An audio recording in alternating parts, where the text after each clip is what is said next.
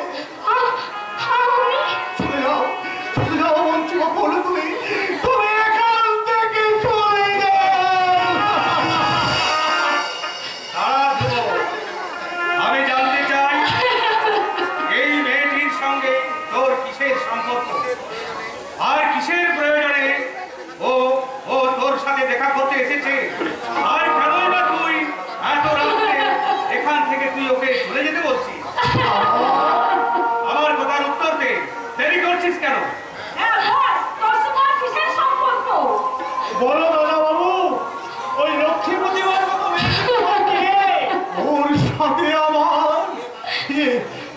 আমার এবারে ও আমার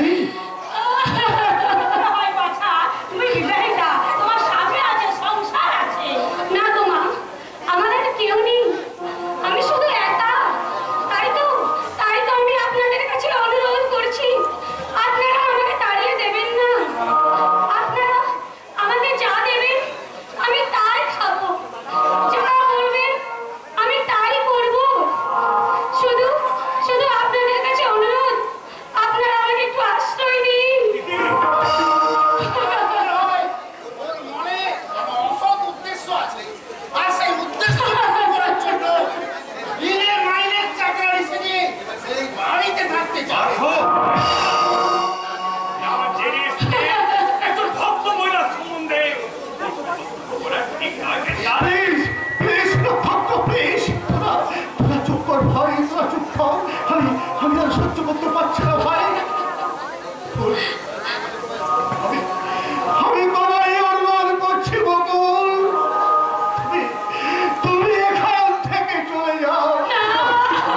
আমি কখনো কোনো শনি তুমি আমার কাছে আসবে না বকুল। মনে রেখো তোমার আমার অতীতের সম্পর্ক এই সব শেষ হয়ে গেছে। তুমি পরে যাও বকুল, তুমি এখান থেকে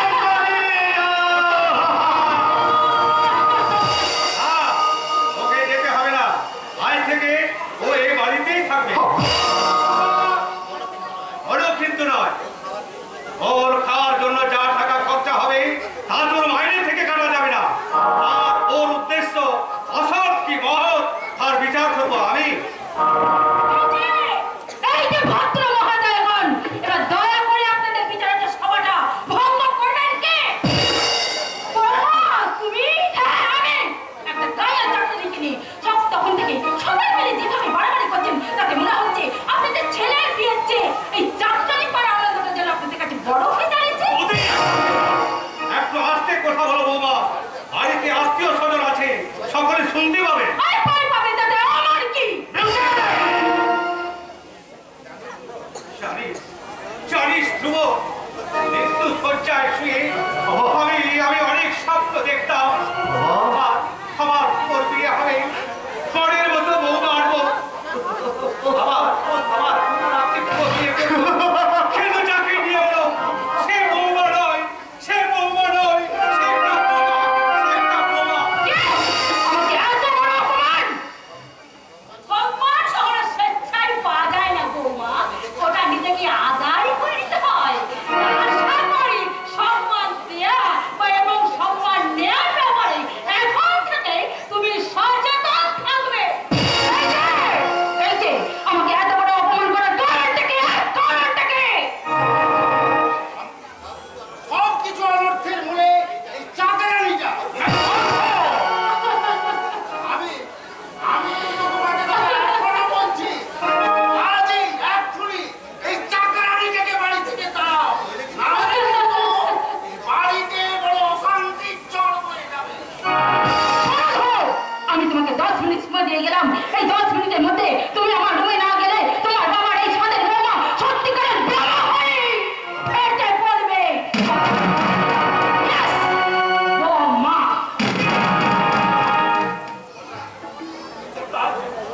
ওটা তুমি কি? তুমি কি চুপ করেই থাকবে? কোনো কথা বলবে না?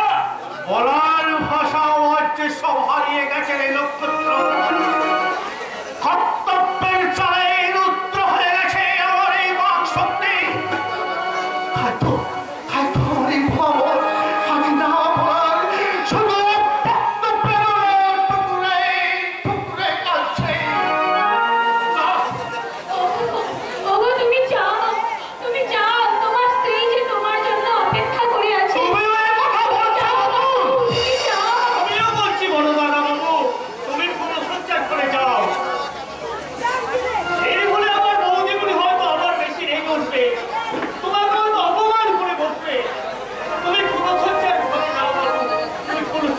চলে যাও। এ অসম্ভব, এ অসম্ভব। যার সাথে আমার মনের কোনো মিল নেই, যার চরিত্রের সাথে আমার চরিত্রের সম্পূর্ণ তাকে স্ত্রীর শিক্ষিত দিল, স্ত্রীর মর্যাদা দেওয়া আমার পক্ষে সম্ভব নয়। ঠিক বলেছো বড়দা, তুমি ঠিক বলেছো। তোমার জীবনের সমস্ত কথা আমি তোমাকে বলে আছি বড়দা। তুমি সিদ্ধান্ত নাও বড়দা, তুমি সিদ্ধান্ত নাও। কাকে তুমি আপন করে নেবে? ওই অগ্নি সাক্ষী পরিস্থিতিকে এই ভালোবাসা। ওরে নক্ষত্র! আমি তোকে কেমন করে বোঝাবো রে ভাই? ওই অগ্নি সাক্ষী স্ত্রীর চেয়ে আমার কাছে ভালোবাসার সিঁদুরের মূল্য অনেক বেশি রে ভাই, অনেক বেশি। তুমি চুপ করো, তুমি চুপ করো। বকুল, আমি তোমায় অনুরোধ করছি, তোমার নির্মম নিষ্ঠুরের মতো আমি তোমার ভালোবাসাকে হত্যা করেছি। তুমি আমার অভিশাপ দাও বকুল, তুমি আমার অভিশাপ দাও। আমার কথা বলতে নেই গো। তুমি যাও, তুমি তোমার ফুলসজ্জার ঘরে যাও। তোমার জন্য তোমার স্ত্রী যে অপেক্ষা করে বসে আছে। তুমি কি বকুল, নিজের স্বামীকে অন্যের হাতে তুলে দিতে তোমার বিবেকে লাগছে না? আমি যে তোমার স্ত্রী, স্বামীর শুভ কাজে সম্মতি দেওয়া যে স্ত্রীর কর্তব্য। তুমি ভেবো না গো, তোমার আমার সম্পর্কের কথা স্বয়ং ঈশ্বর ছাড়া আর কেউ জানবে না, আর কেউ জানবে না। এখানে আজীবন আমি তোমার চাকরানি হয়ে থেকে যাব। তুমি যাও, তুমি যাও। তবে তাই হোক, তোমার চোখের জল দিয়ে লেখা হোক আমার জীবনের নতুন ইতিহাস। তোমার ব্যর্থ জীবনের হাহাকার হোক আমার ফুলসজ্জার উপহার। আর তোমার দুঃখের সুর হোক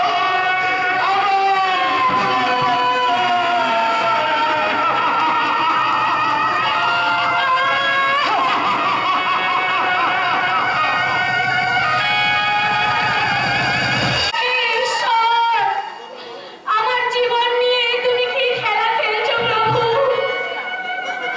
দুঃখ যদি দেবে তাহলে কেন দিয়েছিলে সুখের হাতছানি? কেন?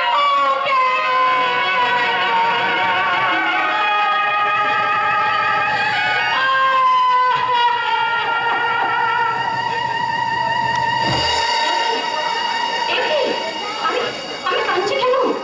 না না, এই স্বর্গ সমান শ্বশুরের ভিড়েতে আমার চোখের জল ফেললে সংসারের যে অমঙ্গল হবে কেউ না জানলেও স্বয়ং ঈশ্বর তো জানেন। এই সংসারের সঙ্গে আমার কিসের সম্পর্ক? না না, না না, আমি আর চোখের জল ফেলবো না। ও করুণাময় ঈশ্বর, যত দুঃখ নেবে না, কিন্তু সেই দুঃখ সহ্য করার শক্তি তুমি দিও প্রভু, শক্তি তুমি দিও। আমি যে আর কিচ্ছু চাই না, আমি যে আর কিচ্ছু চাই না, আমি যে আর কিচ্ছু চাই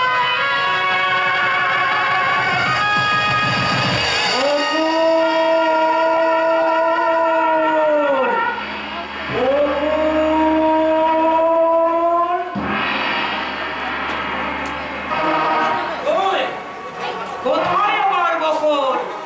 আমি যে ভিতর থেকে তার কষ্টে বাবার ডাক শুনতে পেলাম, তবে কি আমায় আসতে রেখে সে কোথাও লুকিয়ে পড়েছে? আমাকে অবাক করতে এখনই হয়তো পেছন থেকে ছুটে এসে আমার গোলা জড়িয়ে ধরে খিলি খিলি করে হেসে উঠবে। আমি বলো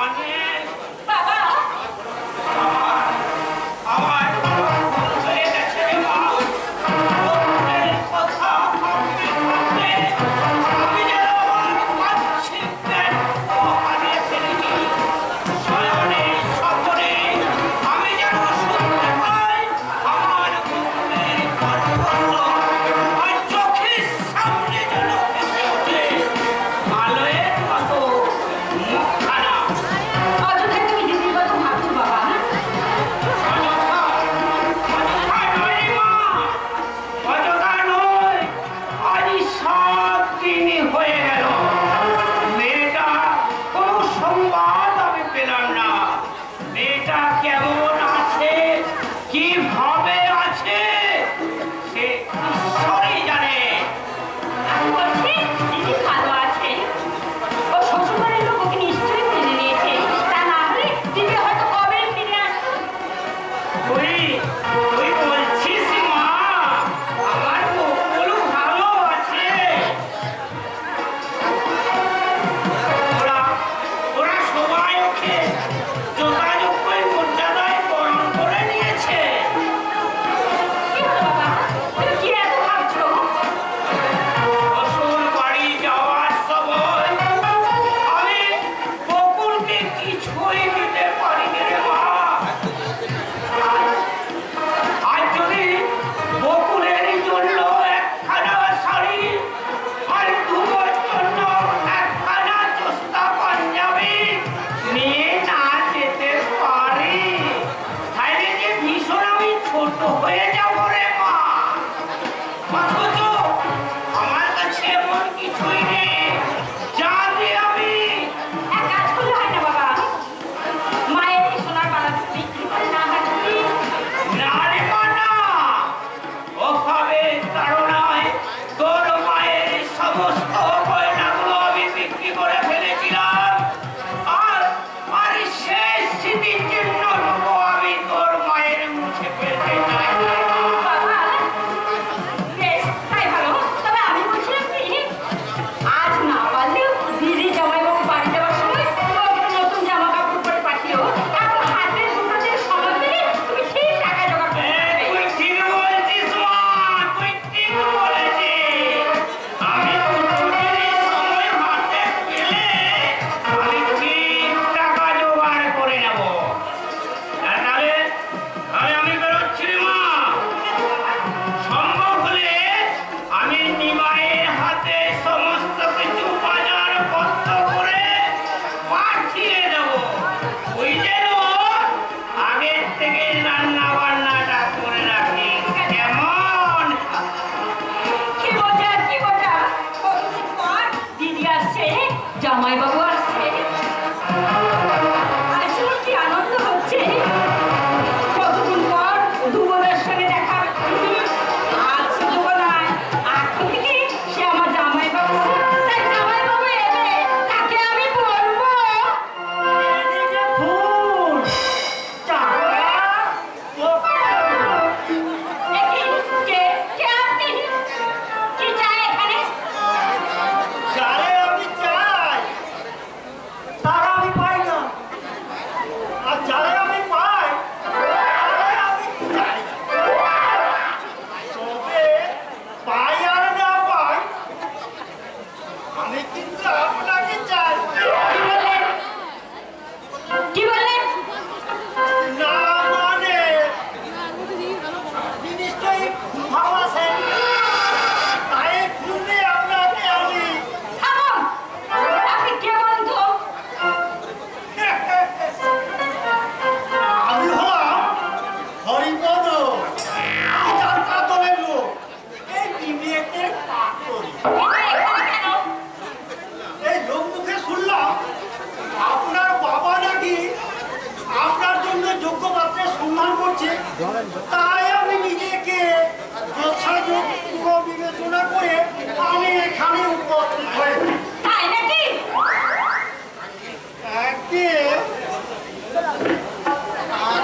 আমি হলো সুন্দর সৎ, সুস্বাস্থ্যবান। আমার মধ্যে অসংখ্য গুণের ছড়াছড়ি। তাছাড়া আমি ভালো গাইতেও পারি আর নাচতেও পারি। তাছাড়া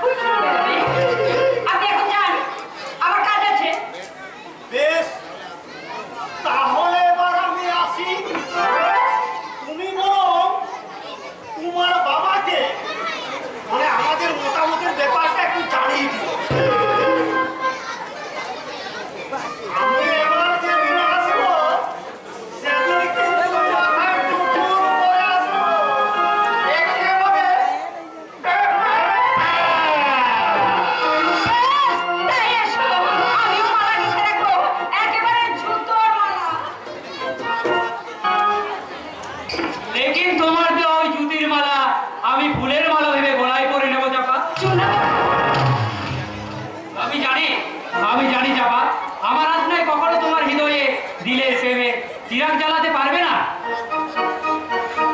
আমার মতো বদনসিব কখনো তোমার দিলের মন্দিরে আসন পেতে পারে না। ফির সারি জিন্দগি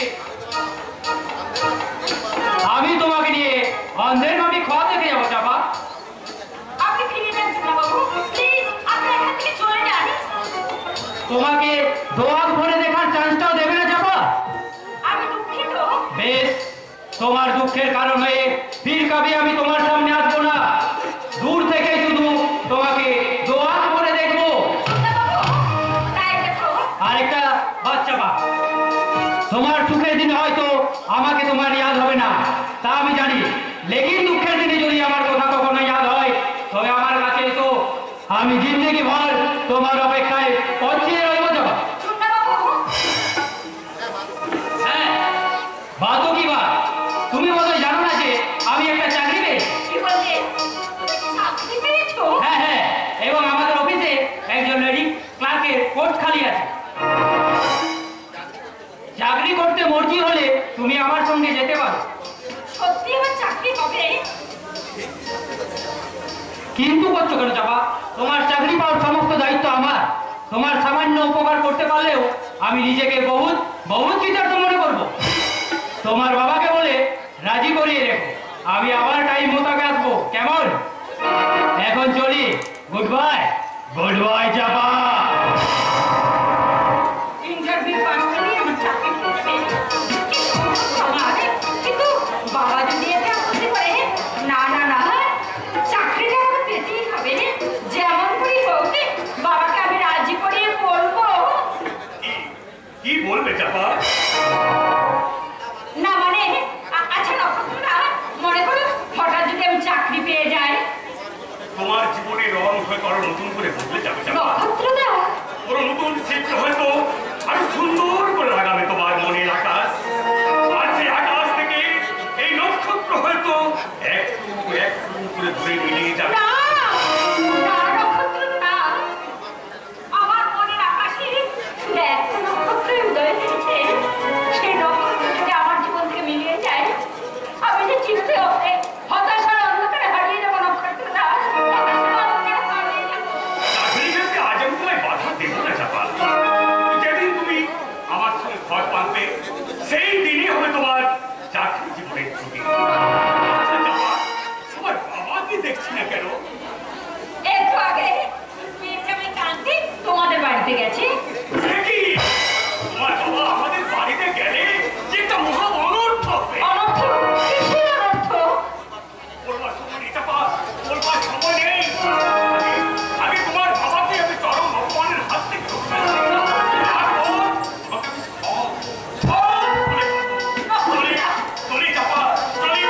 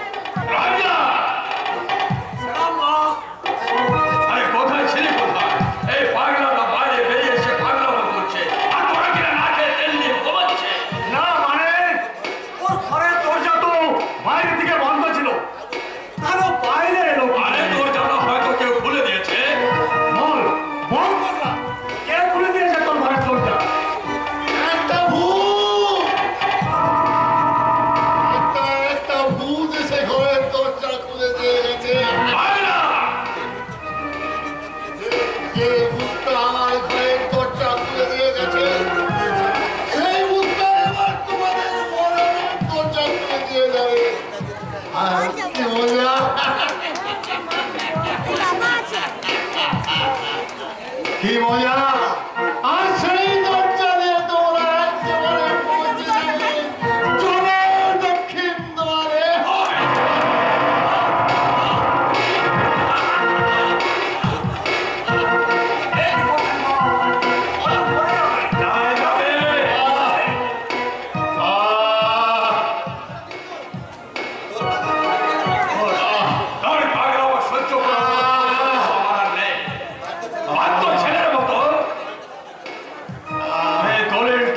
ছোট্ট করে সই করে দে, তারপর তুই যত খুশি পাগলামো কর, তোকে কেউ কিছু বলবে না।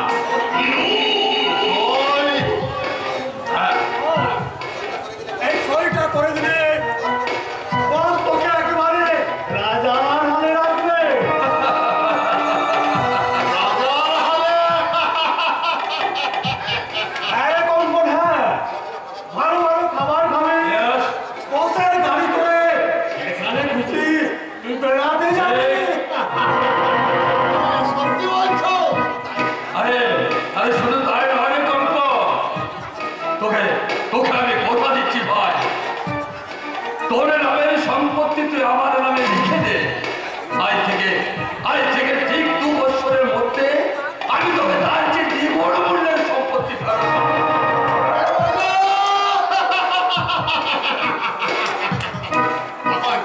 তখন আমি না অনেক অনেক বড় লোক হয়ে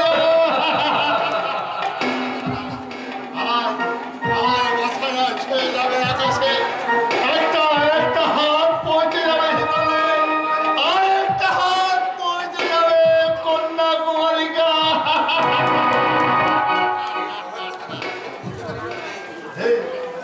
এই সহজ কথাটার মানে আমি কেন এতদিন বুঝতে পারিনি বলেই তো আজ আমার এত কষ্ট। আর আমি এত করবো না, আর আমি রোজ করবো না দাদা। দাও তোমার দলিলটার একটা সই করে দিয়ে আমি মস্ত বড় লোক হয়ে যাই। আজ আমার কি মনে হচ্ছে জানিস রে কঙ্কর, একই মায়ের পেটে তুই ভাইলা হলেও তুই যেন আমার কত বেশি আপন।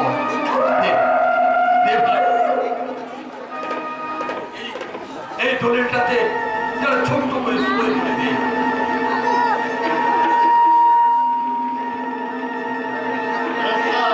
একটা সই, একটা সই, বহু বছর একটা সই আমার জীবনের ভাগ্য পরিবর্তন করে দেবে। অনেক সুখ, অনেক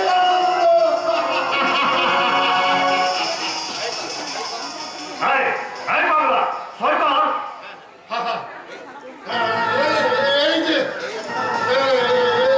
আমি সই করলাম। দেখি তোর এত বড় স্পর্ধা, তুই আমার দলিলটা ছেড়ে ফেললি। কেন ছিড়ব না গো দাদা, কেন ছিড়ব না? আমি তো এত নির্বোধ নই, কিছু না বুঝলেও এটুকু তো বুঝতে পারি অনেক ধর্মের রাজা বুদ্ধিতে রাজা হওয়ার চেয়ে নিজের বুদ্ধিতে বিকাশ হওয়া অনেক ভালো।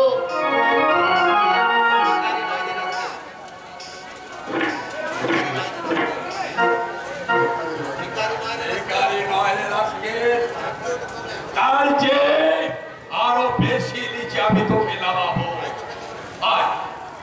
আজ তোকে আমি একেবারে শেষ।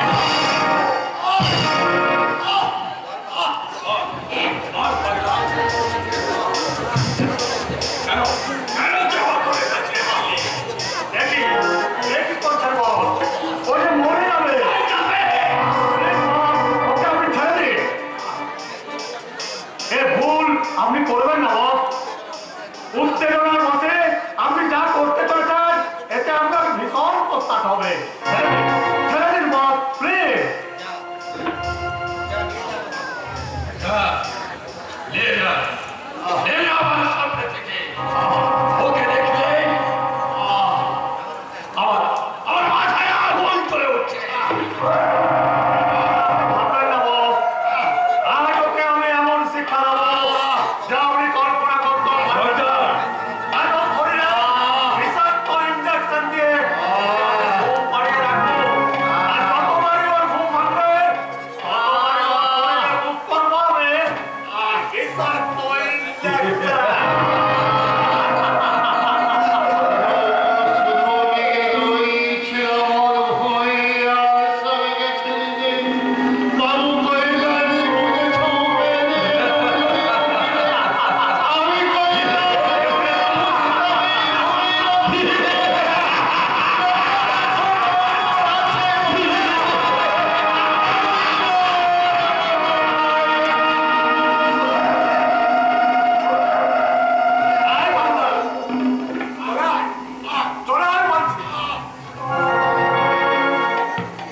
মুক্তি মুক্তি আমি তোকে দেব রে কঙ্ক।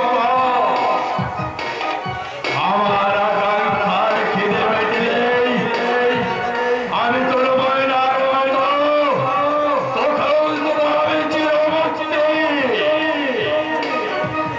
কিন্তু কিন্তু কিন্তু কিভাবে মিটবে আমার সেই আকাঙ্ক্ষার খিদে?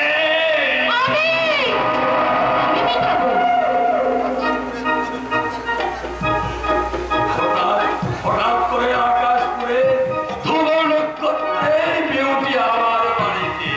ঠাট্টা করো না কৌশিক, তোমার টেনকে প্রত্যাখ্যান করে জীবনে আমি মহা ভুল করেছি। ওই ধ্রুব গাঙ্গুলি রক্তে মাংসে ভরা মানুষ নয়, ও একটা কামনা বাসনাহীন পাথর। আর ওই পাথরটাকে জর্জরিত করে দিতে আমি চাই তোমার সাহায্য। কিন্তু আমি যে তোমাকে সাহায্য করার জন্য অলওয়েজ রেডি ডার্লিং। বলো বলো আমি তোমাকে কিভাবে সাহায্য করতে পারি? বলবো, তবে এখানে নয়, ওই নির্জন নিরালাতে। বিউটি আরে কি ভাবছো? ধরো ধরো আমার হাত। বেশ তাই তাই বললাম বিউটি, তোমার জন্য আমি স্বর্গ থেকে নরকে নেমে এসেছি। এবার আমি দেখবো তুমি আমাকে আর কত নিচে নামাতে পারো।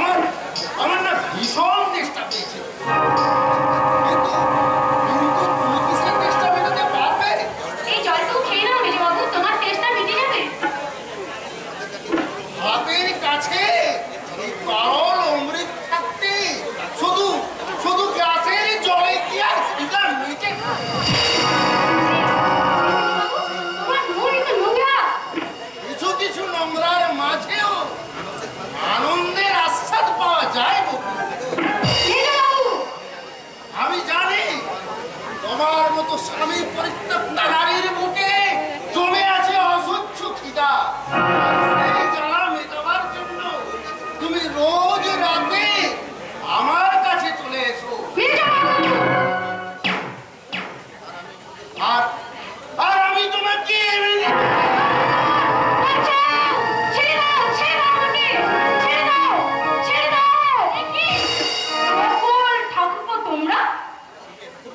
তুমি এসেছো বৌদি, তুমি না এলে এই এই নষ্ট মেয়েটা হয়তো আমাকে এতক্ষণ কি হয়েছে ঠাকুরপো, তোমার কি হয়েছে? কি আর বলবো বৌদি, কথাটা বলতে আমার লজ্জায় ঘৃণা মাথাটা হেট হয়ে যাচ্ছে। আমি বেশ কয়েকদিন ধরে লক্ষ্য করছি বৌদি, বহুল কারণে ও কারণে আমার ঘরে ঘুরঘুর ঘুরঘুর করে। তুমি তো কেন বৌদি, আমি অত্যন্ত নেহাত ভালো মানুষ, তাই সমস্ত কিছু বুঝেও আমি না বুঝার ভান করে থাকি। বাহ, চমৎকার চমৎকার! তোমার মতো চরিত্রবান সাধু পুরুষ আমি এই জীবনে প্রথম দেখলাম। কি বলে ছোট লোক, আমি কি বলে?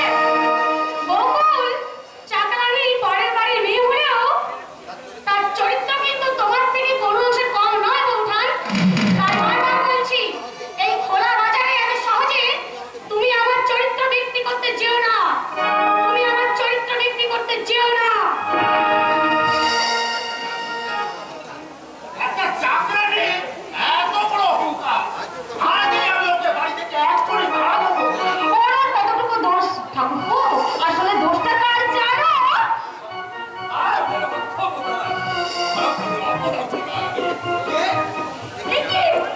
একে রাগাটা তুমি?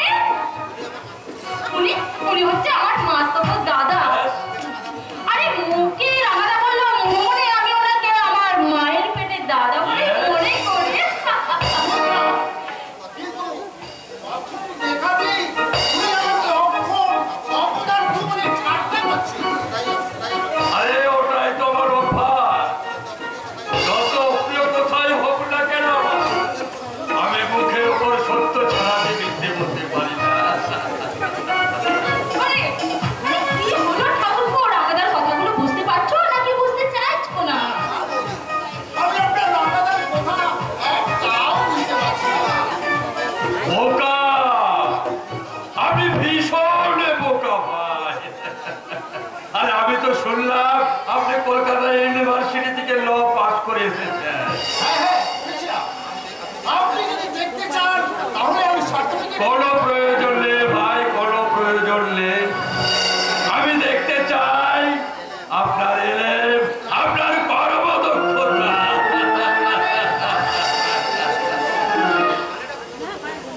মানেটা আমি মুখে বলবো না, কলকাতায় আমার অফিসে গেলে আপনি সব জানতে পারবেন। ও ও মাই সিস্টার বিউটি, আরে তোমার ওই আদরের ঠাকুরপোকে একটু বুঝিয়ে বলো, আমার কলকাতার অফিসে পাঠিয়ে দিও, ওখানে আমার হিসেবটা আমি ভালো করে বুঝিয়ে দেব। চলে, বাই বাই।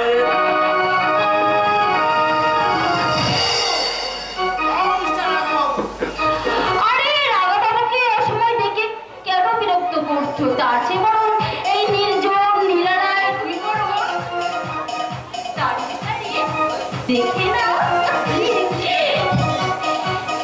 চিমি চিমি আজা আজা আজা আজা আজা রে মেরি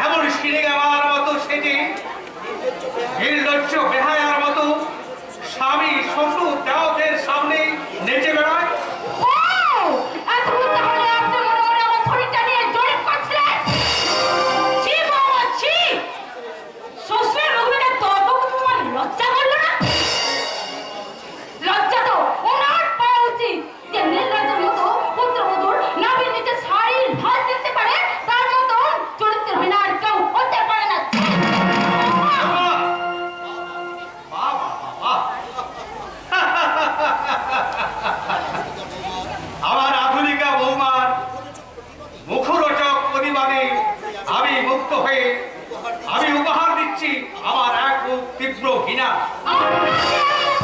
মনে থাকবে সেই ঠট্ট গামনে।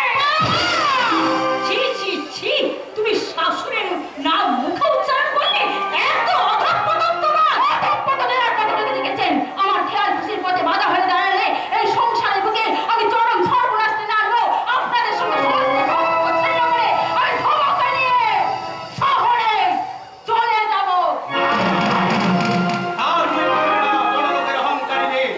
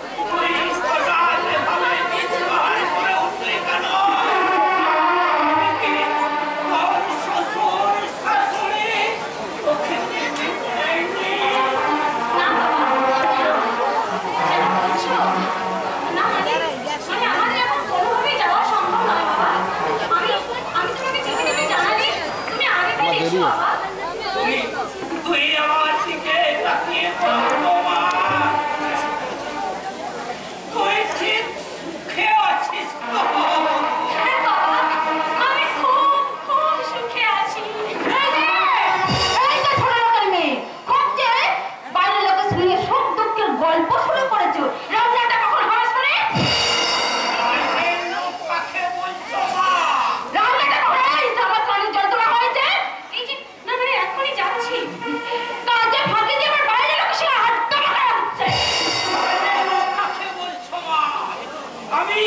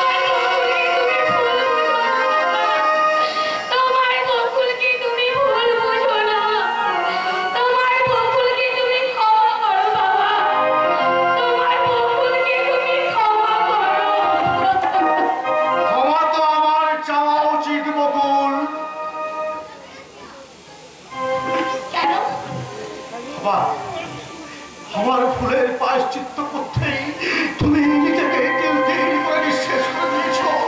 আর আমি তাহলে অপরাধের মতো চেয়েছি দেখবো কি হয় না বকুল, এই বকুল হয় না বকুল, এই কখনো হয় না। আজ আমি সবার সামনে তোমাকে স্টিল মোর্চা বানিয়ে নববধূর সাজা আমি সাজিয়ে দেবো। না না, তা যে আর হয় না। সব অধিকার যেমন হারিয়ে গেছে গো। ভাগ্যের বিড়ম্বনায় আজ তোমার আমার সম্পর্ক মনি আর চাকরানির।